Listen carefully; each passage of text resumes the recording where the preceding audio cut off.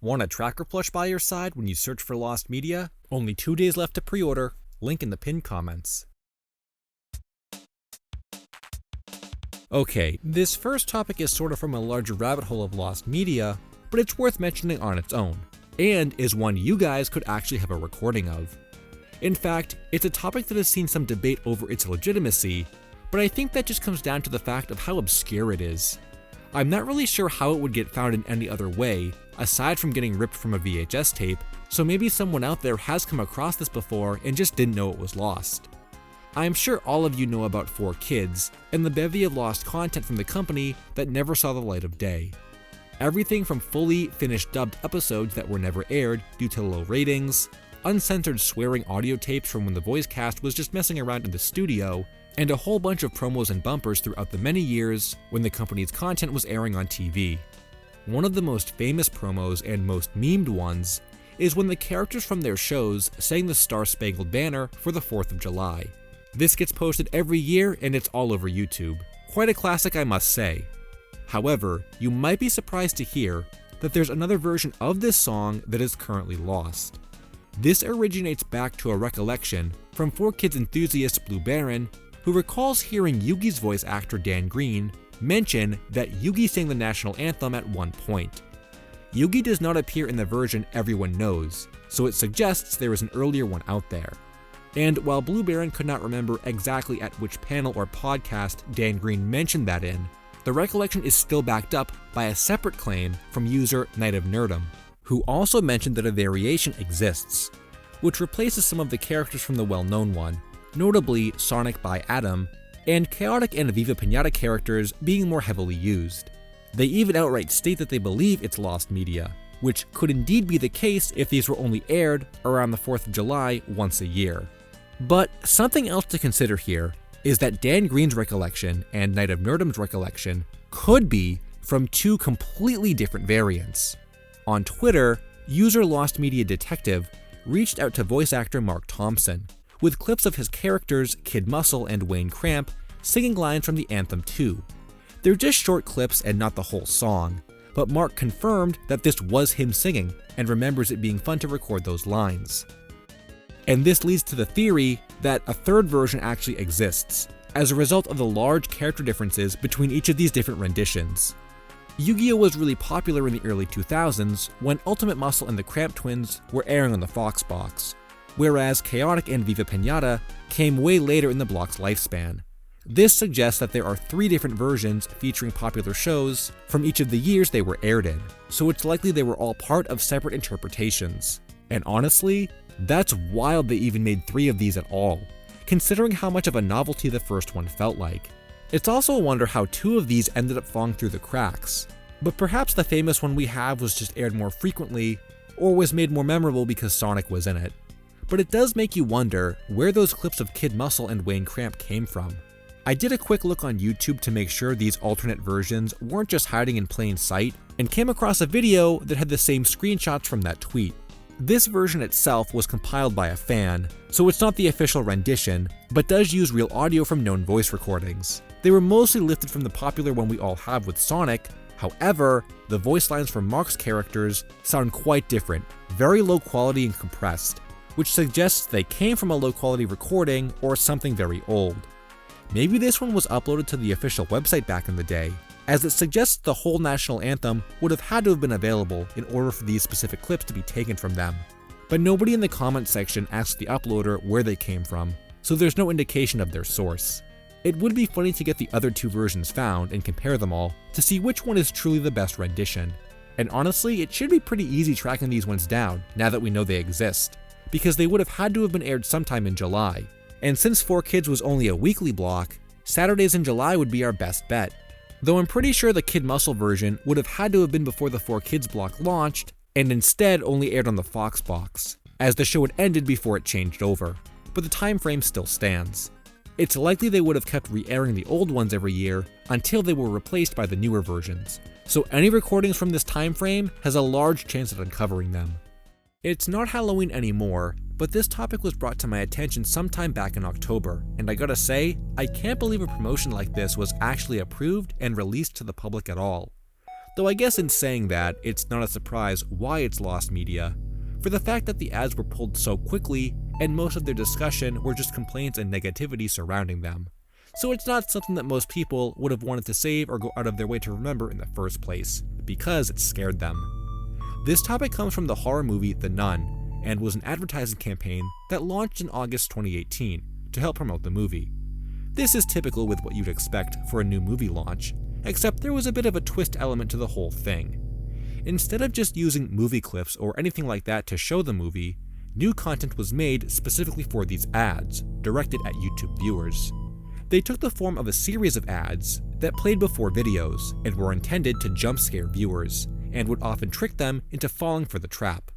One of the most infamous ads is referred to as Volume Changer, and showed a muted volume icon on a blank video screen. This was supposed to trick the viewer into turning up their volume as the nun suddenly appeared and screamed at the viewer, creating that shock value.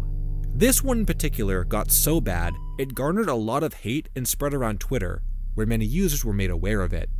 YouTube eventually caught wind of this too, and stated that the ad violates their shocking content policy and would be removed from circulation.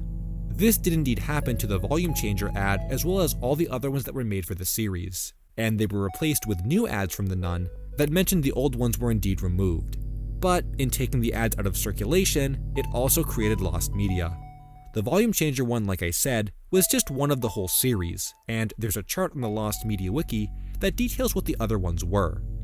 Each of these are fairly similar to the first one, with one showcasing a fake buffering logo, which lowers the guard of the viewer, thinking nothing else is coming until the nun appears with a loud scream, and another one uses the spinning beach ball from Mac computers, again lowering the guard of the viewer, thinking their computer is just loading before the scare.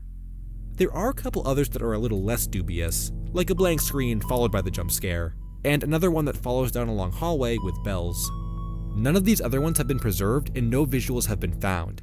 But not only that, the wiki article also mentions there were similar ad campaigns on Instagram and Snapchat, though they lack sources in this article. At first I was thinking that was just a baseless rumor, so you could believe they were just made up or someone misremembering, but actually, one of them was found very recently in the forums.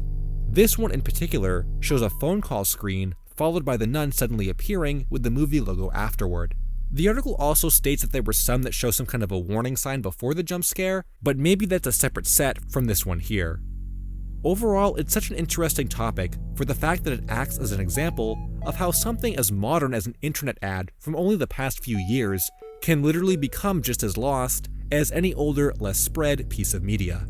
Of course, I have no stomach for horror or anything scary, so I would definitely not have appreciated seeing these back in 2018 if I had come across them, but in terms of shocking content, I actually think it would be neat to experience the fake buffering and beach ball ones. It sort of brings you back to the older days of screamer videos on YouTube in a way, and now that we're aware of them and know what their intention is, it wouldn't be quite as scary. This next topic is another one that you could help find if you happen to record a lot of MTV for literally a decade, from 1999 to 2010. It's a search I've heard a little bit about, and is another hands-on project, especially catered to fans of music lost media. It seems like topics from that category have been really popular lately, perhaps because of the conclusions of Everyone Knows That and The Most Mysterious Song. And while this topic isn't specifically a song, it's still kinda related. For around a decade beginning in June 1999, MTV released a show called Making the Video, which showcased the process of creating music videos for popular artists over the years. The entire creative process would play out through the episode, and conclude with the final product, showing the full finished video. It's a pretty cool concept, and I love learning more about the backstories behind music. There's even a partially found Fall Out Boy episode on 16 Candles, which is pretty cool, though unfortunately no Panic at the Disco ones. Now, the majority of the lost media from this series simply comes from the fact that so many episodes exist and it was airing for so long. There are 14 seasons made up of 213 episodes, and it seems like none of them have ever received any kind of home media release. I'm sure this would have been impossible though, with all the different rights that would have had to have been cleared for that to happen. But the chart on the Lost Media Wiki article is your complete guide to what's lost, found, or has segments still missing. By far, the lost content far outnumbers the found content, especially from the later seasons, which are almost entirely lost. I did click around to check and see if these links actually work, and while some of them do, there are others that have been deleted from YouTube since this article was written, so there's even fewer found than what's listed here. The show is produced by Toy Plane Industries, and they do still exist, but there's no content from the show on their website at all. So the episode list comes from other sources, like the Wikipedia entry for the series, and a few that are listed specifically on MTV's website. A few users in the comments on the Lost Media Wiki article did share some finds, which look to be as recent as this year, so it seems like with the amount of content that was made for the series, remnants of it still float around out there. I think this search is more of a hide-and-seek kind of thing, rather than every single one of these episodes not actually being online or in a digital archive somewhere. It's a fun search to check back in on and see how many more end up being found, so I'll keep this one on my radar, and maybe we can complete one whole season. That would be a cool goal. This next topic is a little bit of an honorable mention, since I did talk about it in the last Lost Media request video, but I don't think it's really had any updates and people still ask me to revisit it, so I'll give it another mention, in hopes that someone comes forward with a copy. This one is another topic that's going to have to resurface from someone already having it, and it would make the Vocaloid community very happy to finally get. One of the most popular Lost Vocaloid songs is called Interface, which was created by a popular producer named Masa Works Design. Created in 2011 before his most popular songs were released, Interface uses Hatsune Miku and Kagamine Rin voice banks and was released under a completely different username before Masa chose that one. Based on the thumbnail we have of the song, we can see both Miku and Rin present, with claims that it's supposed to be a rock song in style, and contains some lyrics that involve "it's time to play" and a grudge to make things a mess, possibly suggesting it's about murder, though there isn't a fully known lyric list that's available, and only portions of them have been recovered. In fact, there's very little content from the song that's resurfaced at all. Most notably, the biggest find comes from a video that resurfaced in 2022 of Vocaloid song rankings from 2011. This is like a compilation of popular songs that were released over a period of time, and all use clips. But because Interface happened to be on this list, that's where the current archived clip came from. Around 10 seconds of the song were saved from this, but that's all we can get from the video, so it's only partially found. I still think that it's possible, because this song was so popular, that there are people out there who had downloaded it and just don't know that it's lost or desired, because the song is definitely still being discussed in the Vocaloid community. I was hoping to have an update for this topic by the time this video came out, or at least get some more remnants of the song, but as far as I'm aware, there's just been nothing new with it. I still think it's strange that Masa himself has been contacted and claims to have no recollection of the song, but that lines up with a fan theory that he disowned it because it was a song he didn't like, and most users believe he's purposely ignoring its existence. Nothing that has been recovered from the Wayback Machine has the song either. It's only the original upload pages without the audio. Though there is still quite a bit of discussion going on in the comments section of the Lost Media Wiki article. I'm pretty impressed with the level of dedication this has maintained despite the dead ends, and I do think at some point this one will come forward. The right person who owns it just has to be aware it's still missing and would be willing to share it. I don't want to think that someone out there does know this is lost and desired and is just hoarding it, but that's always a possibility, so maybe in time, if anyone is doing that, they'll change their mind. The final topic of the video is one that, despite its vagueness, actually caught quite a bit of attention in the Lost Media Wiki forums.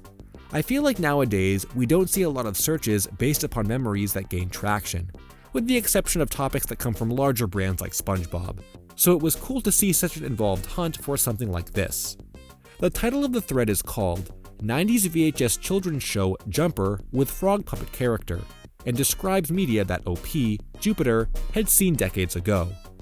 The story goes that one day, their mom mentioned a show called Jumper that their little cousin was obsessed with in the late 90s, and apparently has no records online.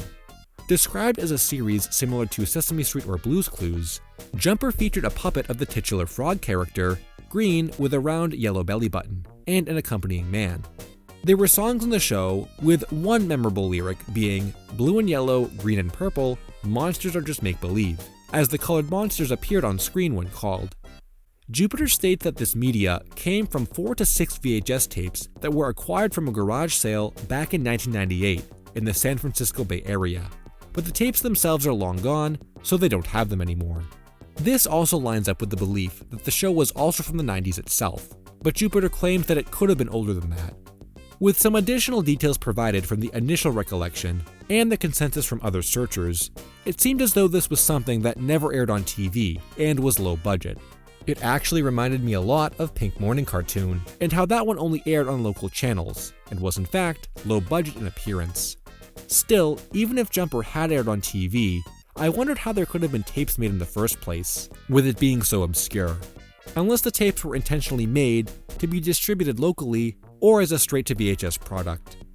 Jupiter claimed the tapes had cover art and photos of the show on them, but wasn't sure if it was American or Canadian in origin. To me, a limited VHS release of a low-budget kids show would have had to have made a crazy journey all the way from Canada to somehow avoid all documentation. The only other remnant we have from it is a mock-up that was made to illustrate what the show looked like, and was confirmed to be live action and not animated. Jupiter also insists that they're not confusing it with the usual frog shows you'd think of for kids, like the Muppets or Gullah Gullah Island. It was also stated that there was no merchandise made for the show that they could remember, and it wasn't religious in tone like Pink Morning Cartoon was. So not only does this search come down to finding visuals for this media itself, but it also relates to the fact that if more people came forward with a memory, we could narrow in on more of its details to get a better idea of what we're looking for. There was another user in the Lost Media Wiki Discord server who claimed to remember the show from when they were in school and watched it for educational purposes, but they claimed to be from Georgia, which is quite a ways away from California.